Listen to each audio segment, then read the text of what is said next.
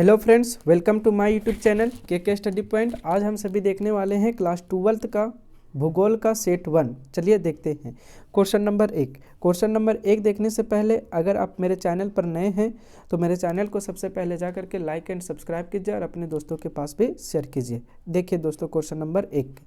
Question number 1 बोल रहा है, निम्नलिखित में से कौन सामाजिक भूगोल का उपक्षेत्र नहीं है। तो कौन सामाजिक भूगोल का उपक्षेत्र नहीं हो जाएगा, तो सैन्य भूगोल। ये जो सैन्य भूगोल होगा ये आपका सामाजिक भूगोल का उपक्षेत्र नहीं होगा। देखिए, उपक्षेत्र से बहुत सारा क्वेश्चन पूछा जा रहा है एग्जामिनेशन हॉल में, ठीक है, यानी एग्जामिनेशन का जो क्वेश्चन रहेगा उसमें। देखिए क्या क्या होता है सामाजिक भूगोल। सामाजिक भूगोल का उपक्षेत्र का बात करें तो क्या क्या होगा, व्यवहारवादी भूगोल होगा, जैसा कि आप इमेज में देख रहे हैं दोस्तों। इसके बाद यहाँ पर सामाजिक कल्याण का भूगोल होगा, अवकाश का भूगोल होगा, सांस्कृतिक भूगोल होगा, लिंग भूगोल होगा, ऐतिहासिक भूगोल होगा, चिकित्सा भूगोल होगा। ये सभी सामाजिक भूगोल के क्या होते हैं, उपक्षेत्र होते हैं। इसके बाद नगरीय भूगोल, तो नगरीय भूगोल में आपका एक भी नहीं रहेगा, बल्कि नगरीय अध्ययन और नियोजन कहलाता है नगरीय भूगोल। इसके बाद है राजनीतिक भूगोल। राजनीतिक भूगोल का अगर उपक्षेत्र देखें तो क्या हो जाएगा, निर्वाचन भूगोल और सैन्य भूगोल। ये कौन सा भूगोल का होता है, तो राजनीतिक भूगोल का होता है। इसके बाद है जनसंख्या भूगोल। तो जनसंख्या भूगोल का उपक्षेत्र ना होकर के जनसंख्या का अध्ययन हम लोग क्या कहते हैं, तो जानकीकी कहते हैं। इसके बाद है आवास भूगोल। तो आवास भूगोल में भी, आवास भूगोल का भी उपक्षेत्र नहीं है। और आवास भूगोल क्या कहलाएगा, तो नगर या ग्रामीण नियोजन के नाम से जाना जाता है। आर्थिक भूगोल, अगर आर्थिक भूगोल देखें तो आर्थिक भूगोल का पहला उपक्षेत्र हो जाता है संसाधन भूगोल। उसके बाद है कृषि भूगोल, उसके बाद है उद्योग भूगोल, फिर उसके बाद है विपणन भूगोल, फिर पर्यटन भूगोल, और लास्ट जो आता है अंतर्राष्ट्रीय व्यापार का भूगोल। इमेज में जितना भी है दोस्तों वो आप पूरा तरह से याद कर लीजिए। आपका उपक्षेत्र से जो भी क्वेश्चन आएगा बन जाएगा एक बार में। चलिए क्वेश्चन नंबर 2 क्या बोल रहा है, इनमें से कौन राजनीतिक भूगोल का उपक्षेत्र है। तो राजनीतिक भूगोल का 2 उपक्षेत्र होता है, पहला तो निर्वाचन भूगोल और दूसरा क्या होता है, सैन्य भूगोल। तो यहाँ पर क्या दिया है, निर्वाचन भूगोल। तो 2 का सही आंसर क्या हो जाएगा, निर्वाचन भूगोल। क्वेश्चन नंबर 3 है, इनमें से कौन आर्थिक भूगोल का उपक्षेत्र नहीं है। तो आर्थिक भूगोल का उपक्षेत्र कौन नहीं होगा, तो ऐतिहासिक भूगोल। ऐतिहासिक भूगोल जो है आपका आर्थिक भूगोल का उपक्षेत्र नहीं है। क्या क्या होता है आर्थिक भूगोल का, संसाधन भूगोल भी होता है, कृषि भूगोल भी होता है, उद्योग भूगोल भी होता है, पर्यटन भूगोल होता है, विपणन भूगोल होता है, और अंतर्राष्ट्रीय व्यापार का भूगोल होता है।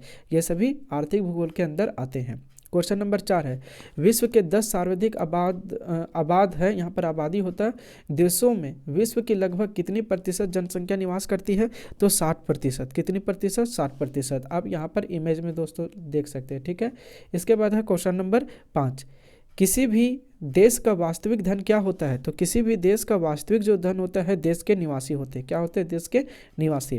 क्वेश्चन नंबर 6 है, एशिया में बहुत अधिक स्थानों पर कम लोग और कम स्थानों पर बहुत लोग रहते हैं, यह किसका कथन है, तो यह आपका कथन है जॉर्ज बी क्रीसी का, ठीक है, क्रीसी का। क्वेश्चन नंबर 6 का सही आंसर हो जाएगा आपका ग नंबर। क्वेश्चन नंबर 7 है, इनमें से कौन विश्व का सबसे सघन बसा हुआ क्षेत्र है, तो नदी घाटी क्षेत्र। जहाँ पर नदी घाटी रहेगा वहाँ पर लोग अधिक निवास करते हैं, और सबसे कम कहाँ पर, तो विषुवतीय क्षेत्रों में, ठीक है। इसके बाद है अगला क्वेश्चन नंबर 8, इनमें से कौन जीवन का सर्वाधिक महत्वपूर्ण कारक है। तो सबसे सर्वाधिक महत्वपूर्ण कारक कौन है, जलवायु। जलवायु लोगों को अपनी ओर आकर्षित करता है। इसके बाद है क्वेश्चन नंबर 9, किस प्रकार की मिट्टी वाले प्रदेशों में अधिक लोग निवास करते हैं, तो दोमट मिट्टी वाले में। किसमें, दोमट मिट्टी वाले में। इसके बाद है क्वेश्चन नंबर 10, सांख्यिकीय संक्रमण सिद्धांत के अवस्था में जन्म दर और मृत्यु दर दोनों उच्च होता है। ये कौन सी अवस्था में, प्रथम अवस्था में। 3 अवस्था रहता है संक्रमण के सिद्धांत में। कितना अवस्था रहता है, 3। एक प्रथम रहता है, द्वितीय होता है, और एक तृतीय होता है। प्रथम में अधिक जन्म लेंगे, जन्म भी क्या होगा, अधिक, और मृत्यु भी क्या होगा, अधिक होगा। कौन सी अवस्था में, प्रथम अवस्था में, ठीक है। जन्म भी अधिक होगा और मृत्यु भी क्या हो जाएगा आपका, अधिक होगा। जन्म भी अधिक होता है और मृत्यु भी अधिक होता है। जबकि द्वितीय अवस्था में जन्म कम होगा, जन्म क्या होता है, कम, और मृत्यु जो होता है आपका वो जन्म अधिक होगा लेकिन मृत्यु कम होगा द्वितीय अवस्था में। और तृतीय अवस्था में दोनों कम होता है, जन्म भी कम और मृत्यु भी कम होता है। प्रथम अवस्था में क्या बताएं, जन्म अधिक मृत्यु भी अधिक। द्वितीय अवस्था में जन्म अधिक मृत्यु कम। तृतीय अवस्था में क्या होता है, जन्म भी कम और मृत्यु भी कम होता है। और तृतीय अवस्था में विकसित देशों को रखा जाता है। विकसित राष्ट्र सामान्यतः जानकीय संक्रमण के किस अवस्था में होते हैं? तो याद रखिएगा तृतीय अवस्था में होते हैं। कौन सी अवस्था में? तृतीय अवस्था में। आप देखे होंगे जो भी देश विकसित होगा उन देशों में जनसंख्या दर ना तो कम होगा और ना ही ज़्यादा रहता है। इसके बाद है क्वेश्चन नंबर आपका 13, इनमें से कौन गुणात्मक परिवर्तन है जो मूल्य सापेक्ष होता है? तो मूल्य सापेक्ष बोलेगा, देखिए गुणात्मक परिवर्तन और मूल्य सापेक्ष, तो इसका सही आंसर हो जाएगा विकास। और यही बोल देता मात्रात्मक और निरपेक्ष, ठीक है, याद रखिएगा मात्रात्मक और निरपेक्ष, तब क्या हो जाता है आपका? वृद्धि हो जाता है। तो क्वेश्चन नंबर 13 का सही आंसर क्या हो जाएगा? विकास हो जाएगा। और इसमें क्या बोले? मात्रात्मक, ठीक है, मात्रात्मक और निरपेक्ष का अगर बात करता तो फिर किस में चला जाता? आपका वृद्धि में चला जाता। तो क्वेश्चन नंबर 13 का सही आंसर क्या हो जाएगा आपका? खा नंबर, विकास हो जाएगा। इसके बाद है क्वेश्चन नंबर 14, इनमें से किस देश का जीवन प्रत्याशा सर्वाधिक है? तो किसका है? जापान का है, ठीक है। इसके बाद है क्वेश्चन नंबर 15, बोल रहे हैं मानव विकास के आधारभूत आवश्यकता उपागम को मूल रूप से किस संगठन ने प्रस्तावित किया था? तो इसका सही आंसर हो जाएगा दोस्तों अंतर्राष्ट्रीय श्रम संगठन ने। कौन? अंतर्राष्ट्रीय श्रम संगठन ने। इसके बाद है हाँ, और ये आपको बहुत सारा यूट्यूब चैनल पर देख लीजिएगा गलत भी चल रहा है। इसका सही आंसर हो जाएगा अंतर्राष्ट्रीय श्रम संगठन। आपको अगर उम्मीद नहीं होता है तो आप एनसीईआरटी खोलिए, एनसीईआरटी में आपको मिल जाएगा, ठीक है। इसके बाद मानव विकास का चैप्टर में। इसके बाद है क्वेश्चन नंबर 16, इनमें से किस देश का मानव विकास सूचकांक भारत से उच्च है? तो अगर इसका सही आंसर देखिएगा तो श्रीलंका हो जाएगा। इसका सही आंसर क्या हो जाएगा? श्रीलंका हो जाएगा। इसके बाद है क्वेश्चन नंबर 17, किस क्षेत्र में कार्यकलाप करने वाले लोग लाल कॉलर श्रमिक कहलाते हैं? तो इसका सही आंसर हो जाएगा प्राथमिक क्षेत्रक में। और प्राथमिक क्षेत्रक तो पता होगा तो उत्पादन से संबंधित होता है, और द्वितीय क्षेत्रक विनिर्माण से, और तृतीय क्षेत्रक आपका सेवा प्रदान करता है। इसके बाद है क्वेश्चन नंबर 18, मानव के कौन सी आर्थिक क्रियाएं प्राचीनतम है? तो याद रखिएगा भोजन संग्रहण एवं आखेट। आखेट मतलब होता है हाँ, भोजन संग्रहण एवं आखेट।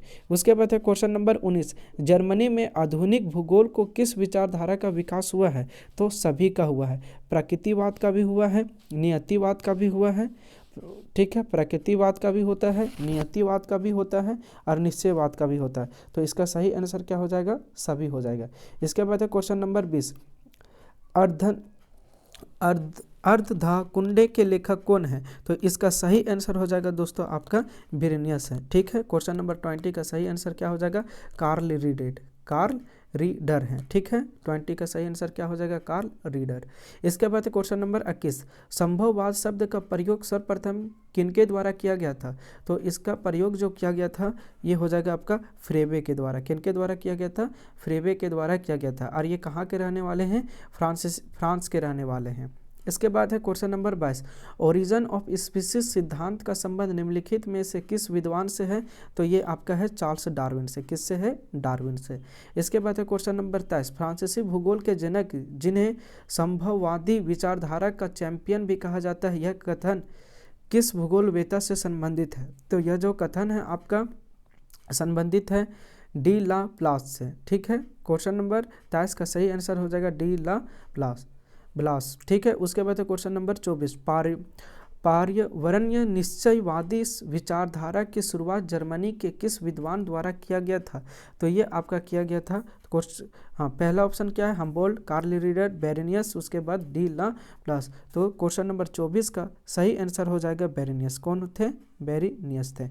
इसके बाद है क्वेश्चन नंबर 25। क्वेश्चन नंबर 25 बोल रहा है आपका कि जियोग्राफिया नेचुरलिस के लेखक कौन है? तो इसका सही आंसर हो जाएगा दोस्तों बेरेनियस थे। कौन थे?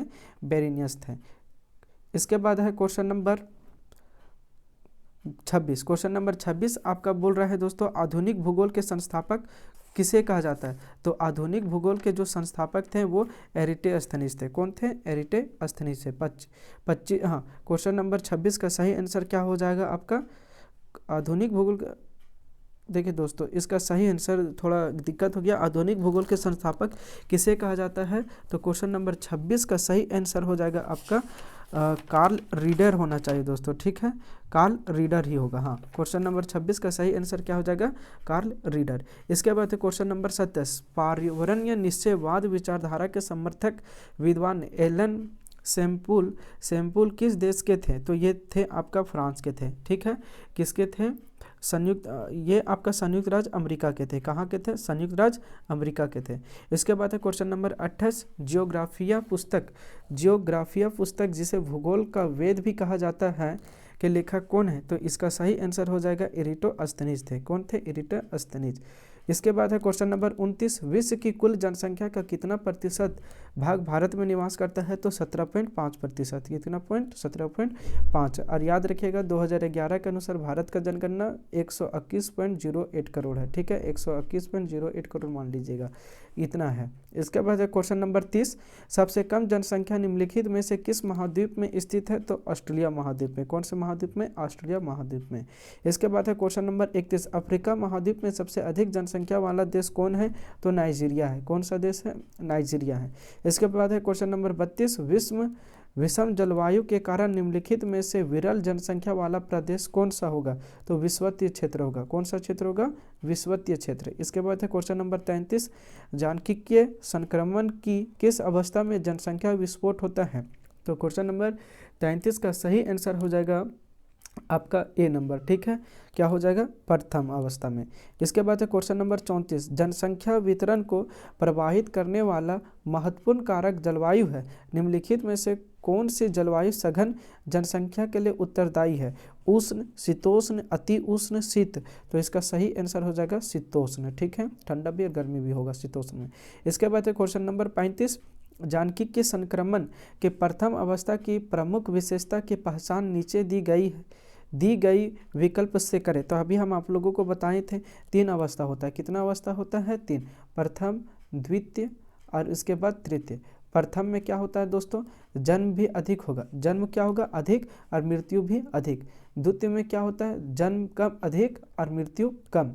तृतीय में क्या होता है? जन्म भी कम और मृत्यु भी कम। तो आप पहचानिए इसका क्या होगा? तो इसका हो जाएगा आपका जन्म दर और मृत्यु दर दोनों ही उच्च।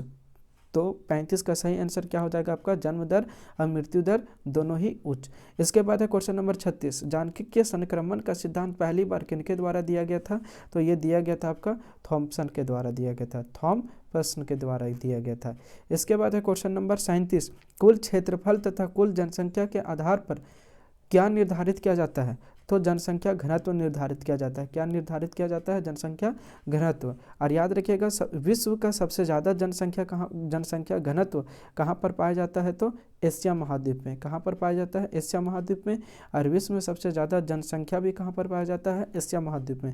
अगर जनसंख्या घनत्व बात करें तो प्रति वर्ग किलोमीटर में 146 व्यक्ति रहते हैं एशिया में, और भारत में कितना है? तो 382 व्यक्ति प्रति वर्ग किलोमीटर। 382 व्यक्ति जो होते हैं ये प्रति वर्ग किलोमीटर में रहते हैं दोस्तों, ये आपका हो जाएगा। इसके बाद हाँ, तो 37 का सही आंसर क्या हो जाएगा? घ नंबर, जनसंख्या घनत्व। इसके बाद है क्वेश्चन नंबर 38, आयु लिंग पिरामिड से जनसंख्या के किस विशेषता को प्रदर्शित किया जाता है? तो किस विशेषता को प्रदर्शित किया जाता है? तो इसका सही आंसर हो जाएगा आपका आयु संरचना भी प्रदर्शित किया जाता है और लिंग संगठन भी। तो का एवं खा दोनों, ठीक है। तो इसका सही आंसर हो जाएगा आपका घ नंबर। कौन सा नंबर? घ नंबर। इसके बाद है क्वेश्चन नंबर 39, जनसंख्या पिरामिड में बायां भाग की चौड़ाई दायां भाग से अधिक होना क्या प्रदर्शित करता है? तो ये याद रखिएगा, इसका 39 का यानी 39 का आपका सही आंसर हो जाएगा पुरुष जनसंख्या की अधिकता को। किसके बारे में दर्शाता है? पुरुष जनसंख्या की अधिकता को। इसके बाद है क्वेश्चन नंबर 40, जन्म दर और मृत्यु दर दोनों का समान होना क्या प्रदर्शित करता है? तो इसका सही हाँ, जन्म दर और मृत्यु दर दोनों बोल रहा है समान होगा। तो इसके बारे में क्या होगा? स्थिर जनसंख्या, यानी जन्म दर भी समान है और मृत्यु दर भी समान हो रहा है। ना तो अधिक जन्म ले रहे ना ना ही अधिक मर रहे हैं। तो इसका सही आंसर क्या हो जाएगा, स्थिर जनसंख्या। इस तरह से दोस्तों क्वेश्चन सेट 1 ज्योग्राफी का सेट 1 का 40 क्वेश्चन आपका हम यूट्यूब चैनल पर डाल देंगे। आप क्या, हाँ, आप पहले से भी डाला हुआ है हिस्ट्री का के स्टडी पॉइंट पर, आप जाइए रिवीजन कीजिए दोस्तों, और अच्छे से पढ़ाई कीजिए और अधिक से अधिक नंबर लाने की कोशिश कीजिए। ठीक है दोस्तों, जय हिंद, धन्यवाद।